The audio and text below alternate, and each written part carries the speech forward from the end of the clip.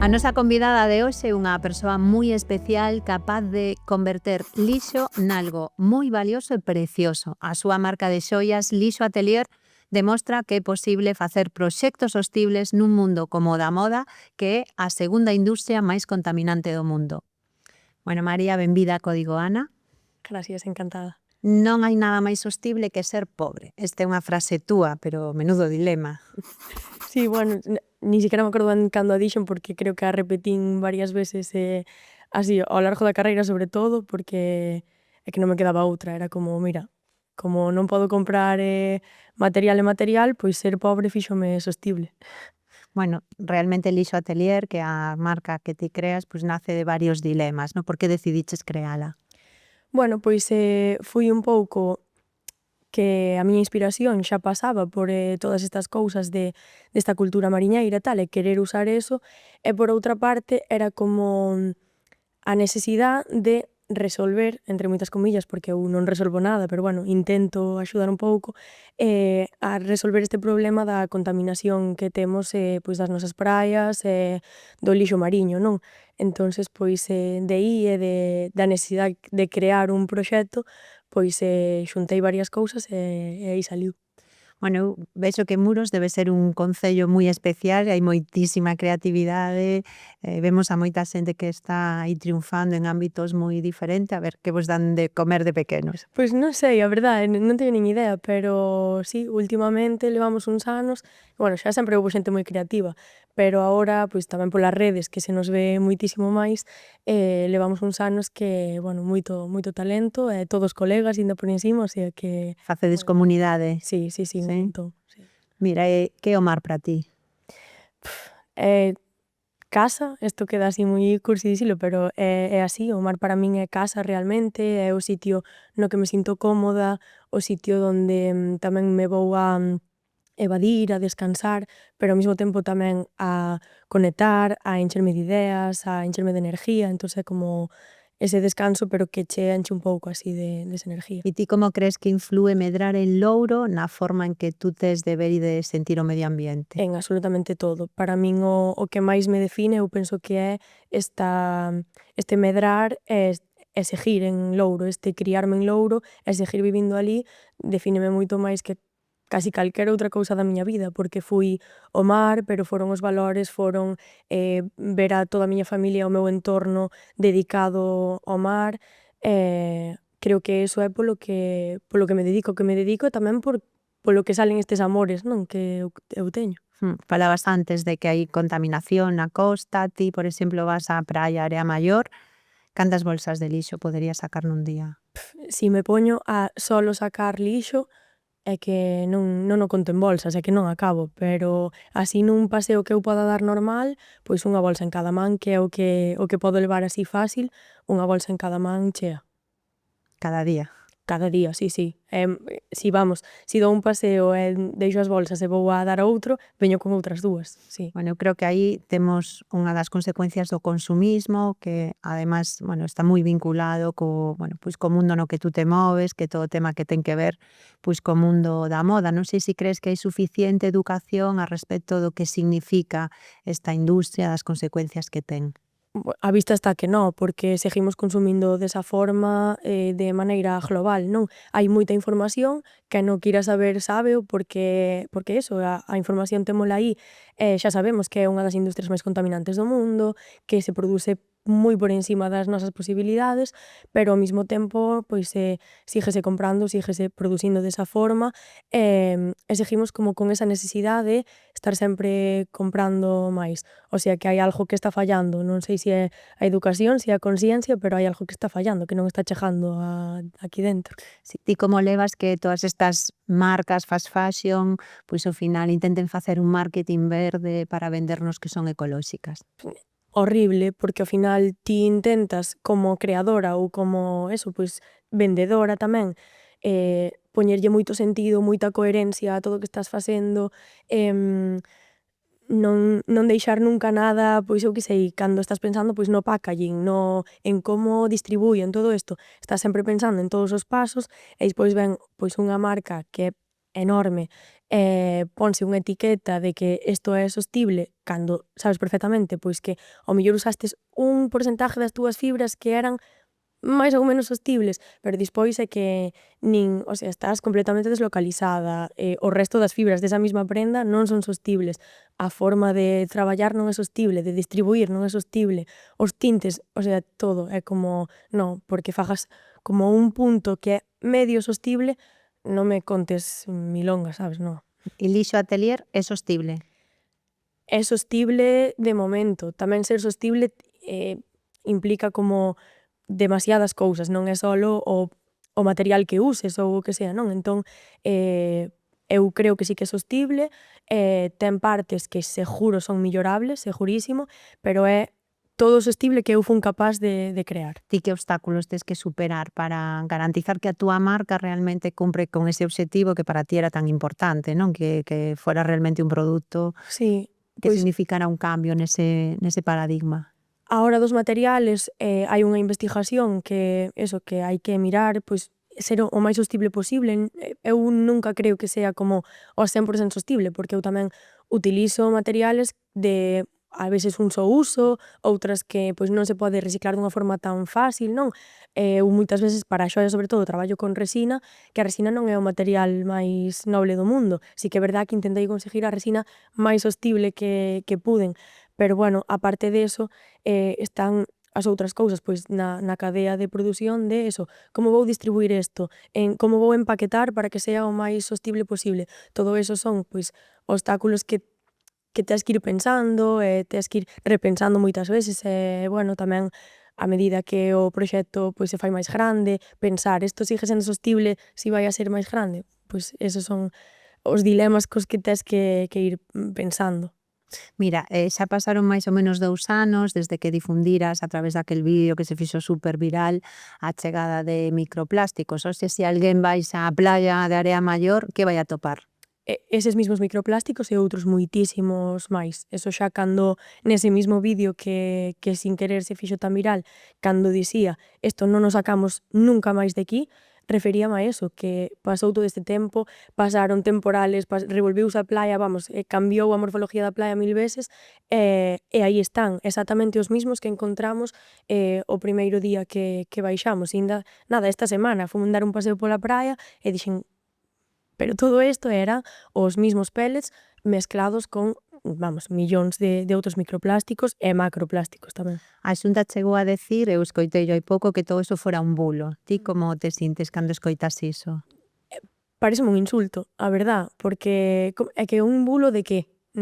Que gano eu con este bulo, non? Non é unha tontería. Eu baixei á praia, gravei o que vía cos meus ollos, que, bueno, gravei, non se vía nos vídeos o que realmente eu vía cos meus ollos, pero nin, vamos, nada. É que che veña alguén dicindo, alguén ao que lle estás pedindo axuda, que che veña dicindo esa mentira, é como un gaslighting ou algo así, non? É como que, por que me estás dicindo que non? A ti como che gustaría que se tivese xestionada esta cuestión? Que crees que hai que facer?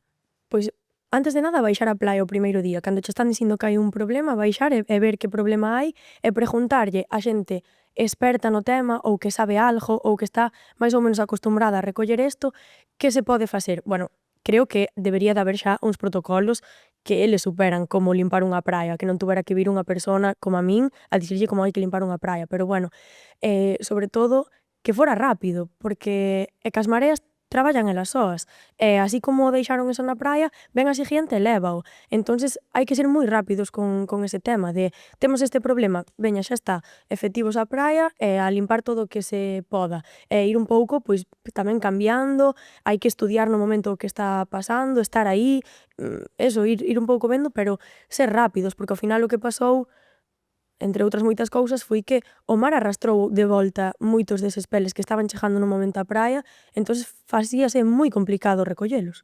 Si, tamén chegaron hai pouco biosoportes, no? Que vimos nas túas redes, vímoste tamén sacar chapapote. Sí, Non sei sí, sí. como ves un pouco toda a situación e que crees, no, que é Bueno, necesario actuar de outra forma, non? é que chega de todo, é un pouco eu teño como unha parte que é como estes plásticos que chegan, que levan chegando tantísimos anos, pois, por exemplo, o material co que traballo eu, que soen ser redes de pesca, cabos e tal, eso vai seguir chegando, é algo que temos no mar, que ojalá non houbera, pero vai seguir chegando.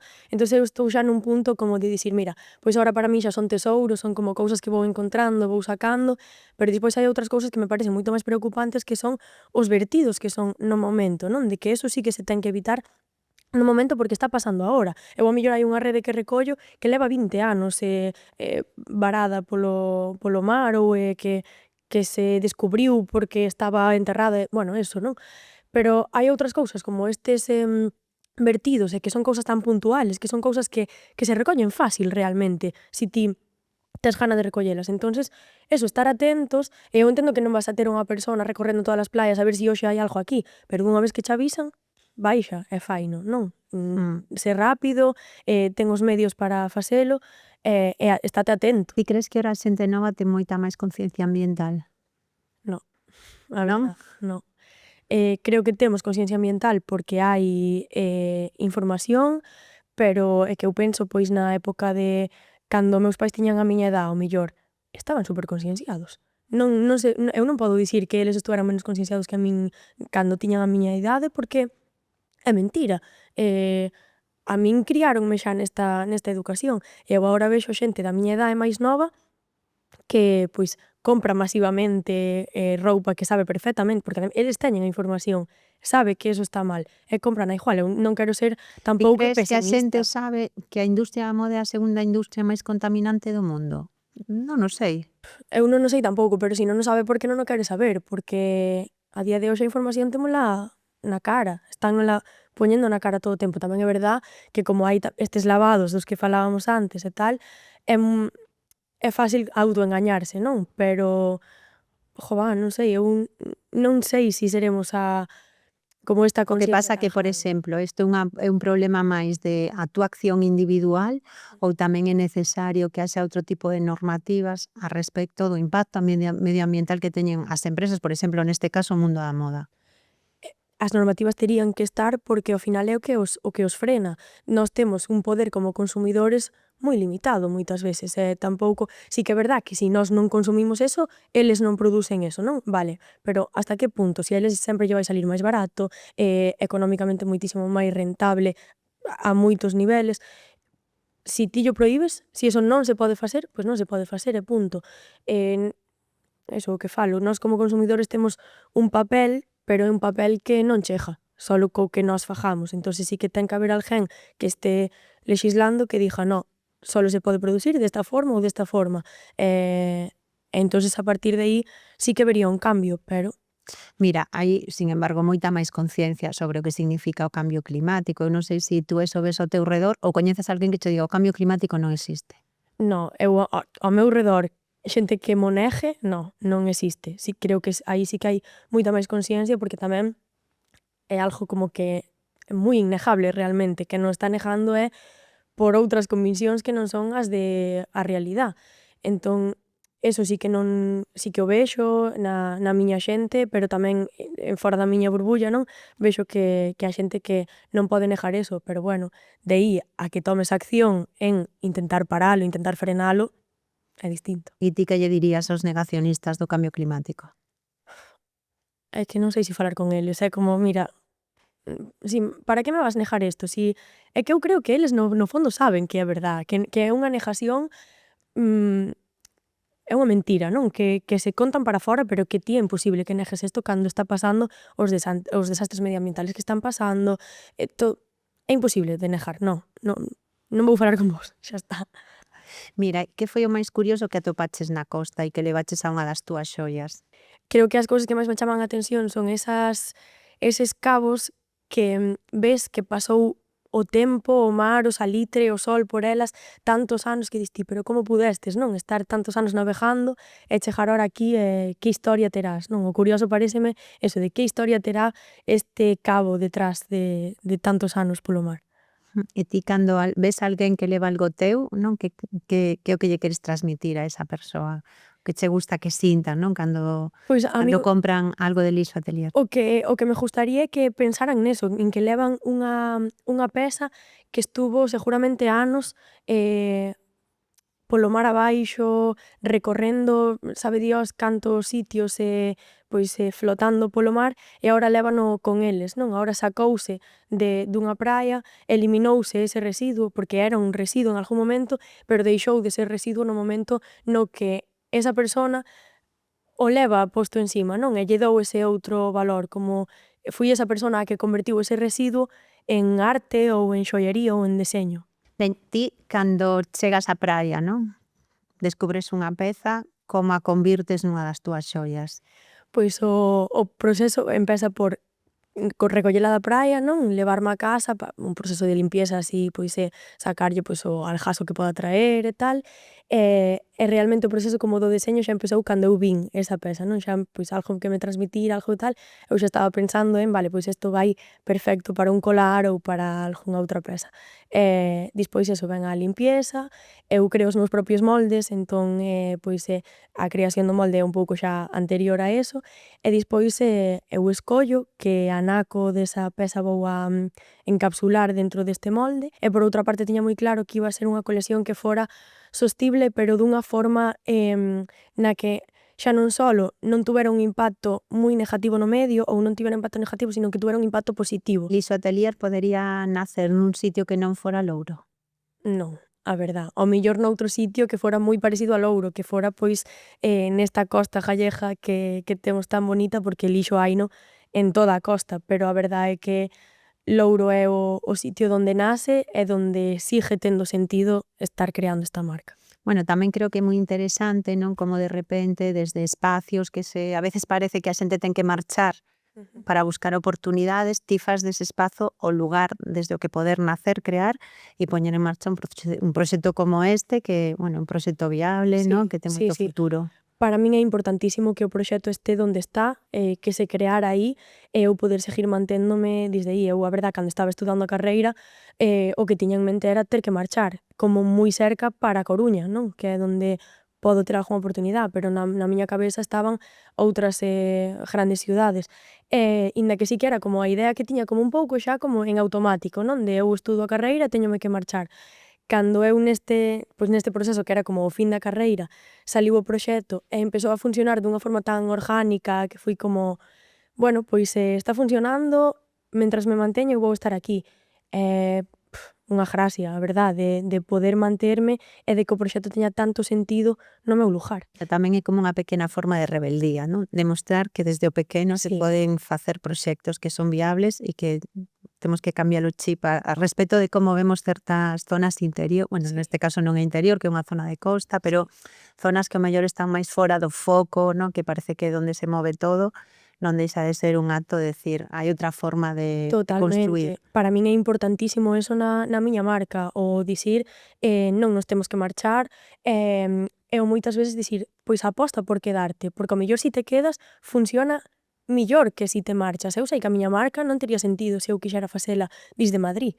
Non tería sentido, porque eu estou creando desde aquí, e xa aparte de que eu o material o teño donde o teño, é como é unha parte máis da miña do meu activismo, si o queremos chamar así, é a de quedarse na miña terra e crear desde a miña terra. E que máis xente poda verme e dicir, vale, eu vou intentar tamén desde aquí. Non todos nos temos que marchar para que funcione. Claro, eres muller, es nova, es de Louro, crees que todo, non? Que hai moitos hándicaps que ti fuches capaz de superar. Sí, son moitos, non sei, eu tamén os vexo como oportunidades, como dicir, mira, ao mellor teño sitio aquí, porque como non estamos aquí, como non hai xente, hai sitio para nós, non? É como un pouco tamén, non sei se estou intentando, pero eu gustaríame facer un efecto chamada e dicir, víndevos para aquí porque temos o noso sitio aquí. Agora vouche decir algunhas frases e ti dime o primeiro que se che pase pola cabeza. A ver. O que eu faga non vai cambiar o mundo. Non vamos cambiar o mundo nós solos, porque unha persona ela sola non a cambia, pero ti tendo esa iniciativa, non? Ese pequeno xesto, o que sea, ti e máis a túa comunidade e ese contaxio que podes acabar facendo, que o mellor si que o cambias. A fast fashion democratizou a moda. autoengaño. O barato sae caro. O que falamos xa hasta ahora de si eu pois teño esta oportunidade, non, de comprar barato, de comprar máis, porque como me sale barato, por este precio podo comprar todo isto, pero é que esa non é a valo poñer 2 veces e valo tirar, vaste sentir tan ben con eso que levas, vaslle dar valor a iso. Cal é o valor que lle das? O precio que estás pagando, as veces que o vas a poñer, non sei, depende a que lle chames barato e a que lle chames caro, supoño. Bueno, María, pois nada, moitísimas grazas por vir a Código Ana. Moitísimas grazas a vos por invitarme a vir.